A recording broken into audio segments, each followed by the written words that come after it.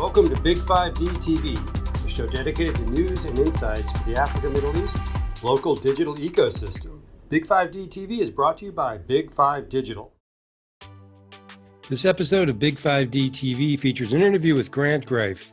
Grant's a Cape Town-based entrepreneur, and we talked to him about what it's like to be a business owner managing through the COVID crisis. He's the co-founder of a company called EHire, which basically hires out everything you need for a live event, whether it's a wedding or a business conference. And he's also co-founder of a new company that emerged from the crisis called OpenRoute. He'll talk to us about both of those businesses and the whole process of managing through COVID. It's a great conversation, very candid, very personal, and we hope you enjoy it. Grant, thank you for joining us. Thanks for having me, Charles. But kind of talk us a little bit through your entrepreneurial journey, just briefly, and then just to give everybody a little frame of reference about you. So just on a summary side, so I actually studied to become a chartered accountant, called it a CA here in South Africa. And while I was studying to become a CA, I started a business on the side within the hospitality industry, hiring out waiters and bartenders, waitrons and bartenders. And that business grew while I was studying, and I eventually did my articles and finished and qualified as a chartered accountant in 2017, and joined my, call it side hustle business as a full-time then. And then we literally just grew that business and acquired an underlying hiring business as well. And with that growth, it really kept me busy. And yeah, then March 2020 hit, and everything just shut down from an events and hospitality point. And unfortunately, what that led to was that the company that I founded in 2011, we actually that's currently in the process of liquidation now. So it really has been an intense, extreme period, as you know, for many other people as well. But we've really just tried to stick to the core. And I think for us, my co-founder Chase and I, we then had to do something in March, to respond to this. And that was then led to us founding our company OpenRoute. And that company is a startup still, and it's in the logistics technology space. And ultimately what we do there is we help SMEs set up their logistics operations, which we know is extremely important now with e-commerce and Curbside and the traction that's happening. Touchless, everything. So before we get more into that, I'd like to dig into more what you went through with EHire. Talk about where was the business before COVID hit? I mean, what sort of plans, I know this may be a bit bittersweet for you, but what sort of plans were you, what was the state of the business? What sort of plans were you making? What was your vision at the time before COVID came along and knocked all the dishes off the table? So when I moved full-time into our business, it was called a different name, and because it was purely into staffing. But then, of course, when we acquired a hiring company or hiring operation around products, so, think about it, furniture, cutlery, crockery, and all of that goes with an event. And so what happened, though, was we were investing for, a 10-year. It was a long-term type of investment. So for the first 2.5 years that we were in this, call it serious side of the business, we invested a lot, and it wasn't for any short-term gains. It was really about how do we set up the best working environment for our team, which was completely diverse, from drivers to warehouse assistants to client liaisons to back office. So there were a lot of components and a lot of factors to take into account. And it's a bittersweet one in terms of, in February, the month before COVID hit, or the lockdown happened here in South Africa, we had our best month in February. We literally everything was working like clockwork. The team, we had really just formed a great culture within the business, and everything was just working well, and everyone was just working with the same tempo. And so when this happened, with operating a business in such a which has such a high degree of operating leverage, high fixed costs, we really just struggled to maintain the operations while we had no revenue. And then it got to a point in the end of May where we had to make that decision based on what I forecasted for the next 18 months. And it didn't look good. I'm optimistic, but I'm not naive to the realistic side of things. And for that next 18 months, especially with the big sporting events within Cape Town, South Africa, that we relied on as well, and that especially for 2021 now, it's not going to happen again. They're not going to allow 20 to 50,000 people all in one bunch, right. Especially with the severity of it. So for us, it really has been a tough experience, and most importantly for my team, that we've all of us had to be retrenched. But on a positive side, we found employment for more than half of our team members, and we will continue to do it because, as I shared with my team, and they've been incredibly supportive. This is not a transaction. When you work with someone, there's a relationship there, and there's just a bigger picture to this, and we need to do our best to right. continually support them in a way that is possible. Sounds like it was a sort of a gradual realization for you that you couldn't carry on. What did you do initially to try to sort of right the business, or at least pivot it, or make some effort to reposition the business? I assume you took a few swings at that. Just kind of describe that process. So yeah, you're correct in terms of from the moment that we started seeing the cancellations coming in, even before the hard lockdown started, mm-hmm. we literally then went into a massive cost drive and cancelled service provider contracts, cancelled any type of cost that we possibly could. And myself and Chase, we immediately said to the team that going forward, we won't be taking a salary for the next 3 months, just to try to do our best to also cover some of that shortfall that we needed. And then we chatted with the banks, we chatted with our finance for our vehicle financing, and we delayed payments, so that also went well. South Africa came out, or the Unemployment Insurance Fund came out with their relief, and I worked many hours to deal with the inefficiencies there, but managed to get funding for the team or relief from the team. But at the same time, we really were trying to recover and position ourselves so that when there was a bounce back, but then when this persisted, I think the 3 weeks, and then when it just was extended, that really was the shock.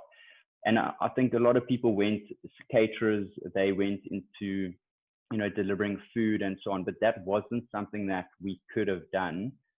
We had no competence around that. And if we were to get into, say, selling masks or something, the business was at a scale and at a size that that wasn't going to save the day even right. Even materially there. So I think for us, that was the biggest thing is just we never had a team that could just work remotely. Warehouse staff and drivers. So we got our drivers active, but fundamentally we didn't have the ability to just have everyone work remotely and work right. on some sort of other virtual service. But ultimately, it was about the fact that there's just that business could, like you said, it would be a heck of a time to take up food as a business, food preparation, so you were you didn't have a real path out. I mean, in terms of finding a new customer base, you really had to get to the next point. You sort of had to, unfortunately, do this and then start a different business, find a different opportunity. Well, I think so from a proactive point, we realized that the current business model or the current business at hand couldn't operate within this lockdown environment, and it couldn't operate within these restricted parameters.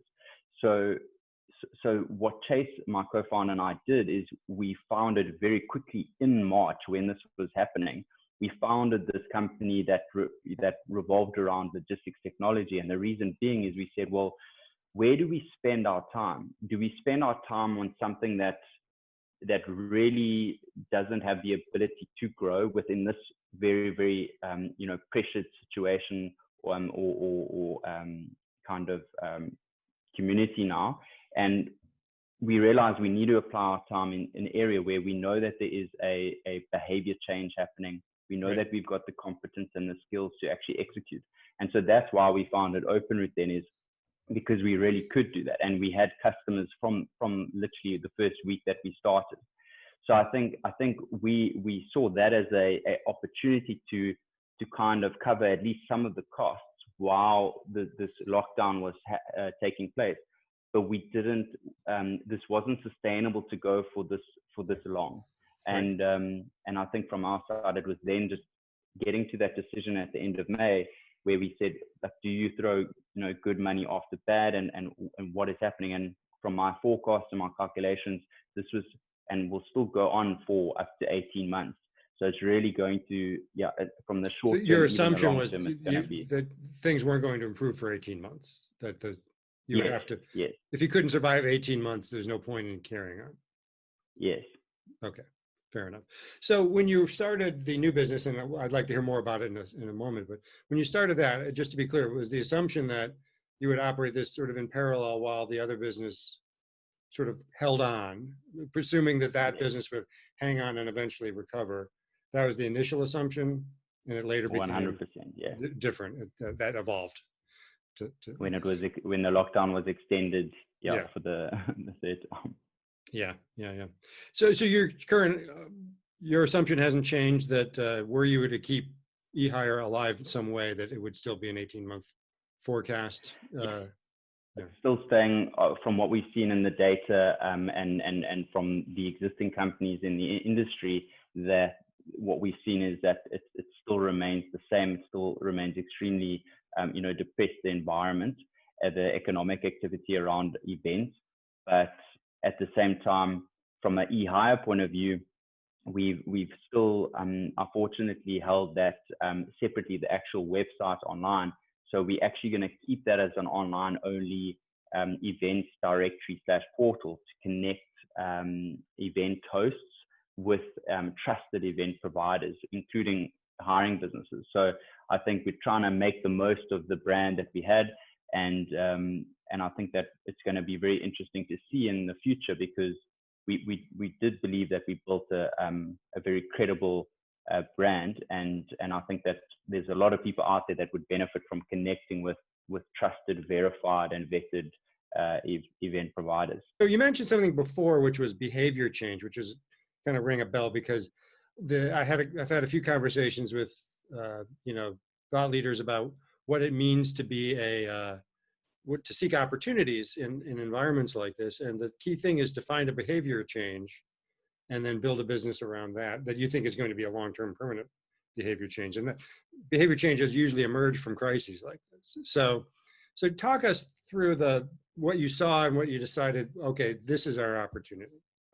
Okay, great. So I think, on that behavior change, what Chase and I discussed, the behavior change leads to a problem, I guess. And I think it's identifying what that problem is, and then what kind of solutions we can develop and in a commercial way, so that we can solve that problem. And what we kind of honed in on was the fact that now a lot of SMEs, small to medium enterprises, they're in a space now where there is a influx of demand. Their logistics capacity and logistics operation was not up to standards, or at least to that capacity, and so therefore it broke. And what we wanted to do then is, from that problem that they're dealing with, i.e. not enough capacity to deal with the demand, or not enough efficiencies to actually meet from a costing point of view as well, we wanted to assist them. And that's why we set up OpenRoute, to help fundamentally SMEs set up their logistics operations. So I know that there's a huge thing happening around the world now with cloud accountants moving SMEs online, and they're the outsourced CFO. And we really just see ourselves as being now that outsourced logistics operator. whether it be for a setup point of view or a continuous retainer relationship. Okay, and it's mostly around sort of the tech stack involved in logistics. Well, as any startup, we've had many iterations of when we first started in March of this year, and how we originally did it was we used technology, we crowdsourced drivers so that SMEs could get access to those drivers when they needed to, reducing that capacity constraint. But then we quickly realized that we would rather, or our time would be best spent kind of holding an SME owner's hand through this process and then integrating existing providers, into whatever the solution that we find is necessary for that particular SME, because each of them actually have quite a unique, call it customized, bespoke problem within their specific neighborhood or type of business. Okay, so you started out sort of as an Uber-ish model, and then you moved more into sort of that consulting, but in a scalable way, because you're basically creating that integration layer for the small business that really has and then using what we call a technology toolkit, where we've been accredited by an Indian company that has an incredible travel management software that we use, and basically we're the partner for South Africa, and we're now able to add that. But then for someone that needs a crowdsourced application, we then partner with a actual crowdsourced specialist company and then help them set that up so that everything can be integrated and run in line with their business operation. Were you able to tap into your previous customer base in any meaningful way? We're busy working with one of the caterers now, for example, that's actually made a great and successful food delivery business now. So they need assistance now with their logistics operation, and now we're actually in discussions with them just to help them streamline it and use the right tech tools, to execute on that. So I think we've built a personal reputation around, what we've done and how we innovated within the eventing space. But I think it just can go across industries if we're in that space. One last question about your new business, which is, it started up again, sort of responding to a need that emerged from the crisis. You seem like a guy who thinks more than 3 months ahead. 18 months, 2 years, 5 years. Where do you think this thing, no more pandemic, people are back, maybe not as before, that's another whole conversation, but, post-pandemic environment, as however you envision that to be, where does this business still have a similar set of demand characteristics, or do you think the demands will change, and have you anticipated how the business will have to evolve post-pandemic? I think that's a great question. So what Chase and I discussed was the fact that this is still a startup, and we've actually made the decision that Chase is far more competent when it comes to this ability to, integrate systems and actually do the actual hard yards when it comes to that, where I'm more on the strategic, the business development side of things. So I think what we've concluded and decided on is that Chase is actually now taken over full-time and operationally as the MD of the business. And I've actually stepped out from an operational, call it an executive side, to more of a non-executive strategic role, because the business is a startup and it can't afford the both of us, especially in these next, call it 12 months. Mm-hmm. So that's been quite also a big decision for us, but it's this decision that really allows the startup to have the ability to get through these crucial stages. And where we see it going is fundamentally what we're doing within an SME is we're getting to know the operation of a business. And when you get to know the operation of a business, we can help with the logistics side. But I do foresee that there's an opportunity for us to then integrate that logistics into the internal systems, whether it be warehousing, sales, and so on. So just to assist with streamlining all those processes. So automation, integrations between different platforms, it doesn't just have to be, focused on the logistics side. So I think that for us is possibly an avenue to add better value or added value to the existing customer base that we have now, And I think that this will continue. I don't think that this demand will stop from a sense that SMEs want to make their business run better. And I think that COVID has really given a shock to a lot of businesses that were complacent. And now there's a lot of businesses taking cloud seriously, the technology side, and how to optimize their business that is, a lot more stable if any kind of shocks happen, unexpected shocks happen, like we see now. I know you're an entrepreneur from day one, and is it your view that, this is something that, this is go do the corporate thing or maybe join another startup that you're not a founder of or something like that? How hard a pill is that for you to swallow, to be honest? Yeah, to ask directly. Yeah. Well, it's interesting because I think that I haven't set out to be a serial entrepreneur, or I haven't set out to be an entrepreneur. I've really just been super energized by joining teams that really are focused, and everyone is very aligned to a common or a just cause that we, that we've all agreed on or, developed towards. And so I don't think for me to join another business or to not be an owner or, a co-founder I don't think that is a concern for me.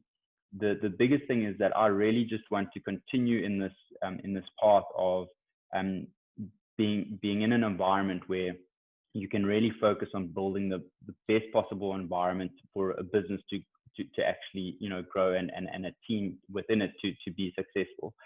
I even thinking back to the eventing side of things, I always shared with my team that this business that we have is purely just a vehicle in which we can achieve, an aligned purpose of what we all are working towards. So the vehicle is the business, but the people within it is the real, the exciting, fulfilling part of it.